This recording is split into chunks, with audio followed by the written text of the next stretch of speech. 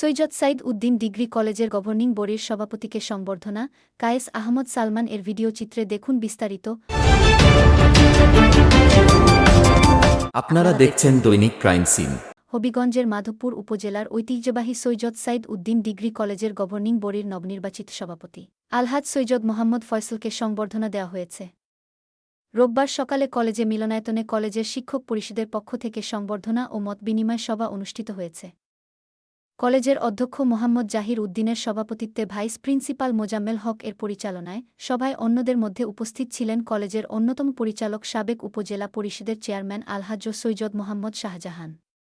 নবনির্বাচিত সভাপতি সৈয়দ মোহাম্মদ ফয়সল বলেন, বৃহত্তর সিলেটের প্রবেশদ্বার মাধবপুরের সৈয়দ সাইদ উদ্দিন ডিগ্রি কলেজ ১৯৮৬ সালে প্রতিষ্ঠা করা হয়। মাধবপুরবাসীর ছেলেমেয়েদের উচ্চশিক্ষার অনেক বাধাবিপত্তি মোকাবেলা করতে হয়েছে, কিন্তু এলাকার শিক্ষার কথা চিন্তা করে কলেজ প্রতিষ্ঠাতার পর থেকে আমরা সব ধরনের সহযোগিতা করেছি।